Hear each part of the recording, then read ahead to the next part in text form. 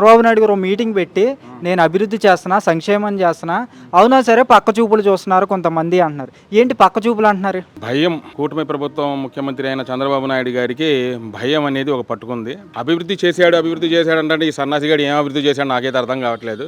అభివృద్ధి అంటే ఎలా ఉంటుందో చంద్రబాబు నాయుడు గారు ప్రజల్లోకి వచ్చి చెప్తే బాగుంటది. ఏం అభివృద్ధి చేశారో, ఏం పథకాలు ఇచ్చారో, ప్రజలకి ఏ విధంగా అభివృద్ధి చూపించారో ప్రజల్లోకి వచ్చి చెప్తే బాగుంటది. ఇంకొకటి పక్క చూపులు చూస్తున్నారా అంటే నీ యొక్క అభివృద్ధి చూసి పక్క చూపులు చూస్తున్నారు నాయకులందరూ. యాక్చువల్ నువ్వు చెప్పింది వాస్తవమే, పక్క చూపులు చూపేది మాత్రం వాస్తవమే. అందరూ ఏంటంటే ఈసారి సన్నాసి ప్రభుత్వం రాదు, ఎటు నాకు వీళ్ళు ఎటు వైసీపీ ప్రభుత్వం వస్తుందని చెప్పి ఒక భయం అనేది పట్టుకుంది వీళ్ళకి. చంద్రబాబు నాయుడు మాట్లాడే విధానంలో అన్ని విధాలుగా ఏ విధంగా ఉందంటే అతని యొక్క మనసులో నుంచి ఒక భయం అనేది పుట్టుకొస్తుంది. ఎంతవరకు ఏం చెప్పాలో ఏం చేయాలో అర్థం కాని పరిస్థితుల్లో చంద్రబాబు నాయుడే ఉన్నారు. ఇప్పుడు ఇంకొక మాట అడుగుతున్నా అందరినీ. మొన్న అమరావతి రైతులు వచ్చి జగన్మోహన్ రెడ్డి గారిని కలిసి ఒకసారి వచ్చి మా అమరావతి ఒక పెనుపాకలో కొన్ని చూడండి మా పరిస్థితులు ఎలా ఉన్నాయో అని చెప్తే సరే మా నాయకులు కొందరు పేర్నేని నాని గారు, అవినాష్ గారు, లేళ్ల అప్పిరెడ్డి గారు, మొండితోక జగన్మోహన్ రావు గారు, అదే అరుణ్ కుమార్ గారు, వీళ్ళందరూ కలిసి వెళ్తుంటే నిజంగా అభివృద్ధి చేసేవాడు అయితే చంద్రబాబు నాయుడు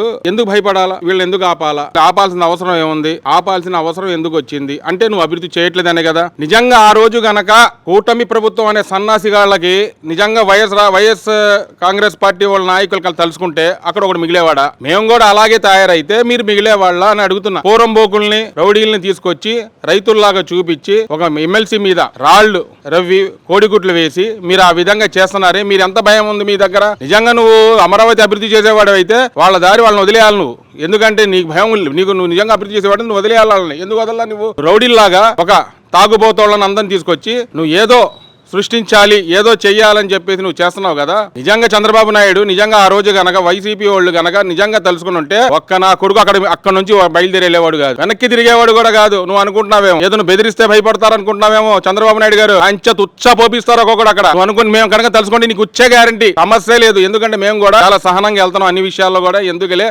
అని మా నాయకుడు మా జగన్మోహన్ రెడ్డి గారు చేసే సంక్షేమ పథకాలు మేము కూడా ఆలోచనలో వెళ్తున్నాం. ఎందుకంటే సహనం పాటిద్దాం, ఏ విధంగా చూద్దాం అని ఆలోచించి ఆ రోజు కూడా సిఆర్డీఏ వాళ్ళు రైతులకు ఏ విధంగా ఉందో, పెనుపాకలో ఏం జరుగుతుందని కనుక్కోవడానికి వెళ్తుంటే మీరు ఆపాల్సిన అవసరం ఎందుకు వచ్చింది? అసలు అక్కడ అభివృద్ధి జరుగుతుందా? అసలు అభివృద్ధి జరగట్లేదా? అసలు మీరు ఎందుకు అంత భయం పడుతున్నారు? మీరు భయపడాల్సిన అవసరం ఎందుకు వచ్చింది? అక్కడ వాళ్ళ దాన్ని వాళ్ళని వదిలేసినట్టయితే వాళ్ళు అక్కడ వాళ్ళ జరిగే అక్కడ ఏం జరుగుతుందని కనుక్కునే వాళ్ళు కదా. మీకెందుకు అంటే అక్కడ అమరావతికి వ్యతిరేకం అన్నాడు గతంలో జగన్మోహన్ రెడ్డి. ఇప్పుడు ఏ మొగం పెట్టుకుని వస్తున్నారని వైసీపీ వాళ్ళు అనేసి అమరావతి రైతులు ఆపారంట కదా. వైసీపీ అక్కడ అమరావతి రైతులు ఆపాడా లేకపోతే ఎవరు? వీడు బాబుగాడు వేస్తా అమరావతి అనేది వీడు బాబుగాడు వేస్తా అంటున్నా. ఏదో 30 గ్రాములు కులగజ్జి వాళ్ళని తీసుకుని వచ్చి నువ్వు ఏదో చేసేద్దాం అంటే ఎట్టా నువ్వు కుదిరిద్ది? అక్కడ ముస్లిమ్స్ ఉన్నారు, అందరూ ఉంటారు, ఎస్సీలు ఉన్నారు, బీసీలు ఉన్నారు, అందరూ ఉన్నారు.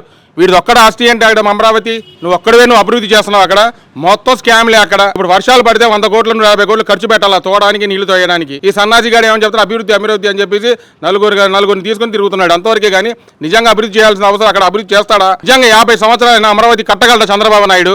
సవాలు విసురుతున్న అమరావతి నుంచి కడతావు నువ్వు? ఒక్కడి కూడా నువ్వు కట్టలేవు.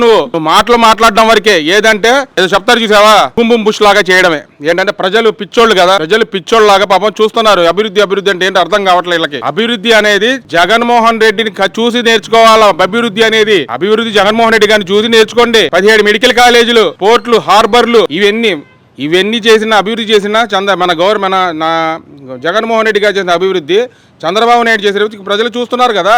ఈ రోజు చేసిన అభివృద్ధి అంతా నువ్వే నేను చేసినట్టు చెప్పుకునే సన్నజిగాడి నువ్వు. ఈ రోజు నువ్వు చేసేదేంటి చెప్పండి మాకు? అమరావతి రైతుల్ని సంఖ నాకిచ్చేస్తున్నావు నువ్వు. అసలు అమరావతి అని చెప్పి భూమి బుష్ లాగా చేస్తున్నావు. ఏంటంటే అమరావతి రైతులు అనేవాళ్ళు చూస్తూనే ఉన్నారు ఎవరు అభివృద్ధి చేశారు. ఈ రోజు కూడా నువ్వు అమరావతి గురించి క్లారిటీ ఇవ్వట్లేదు కదా. క్లారిటీ ఇవ్వాలి కదా నువ్వు అమరావతి గురించి.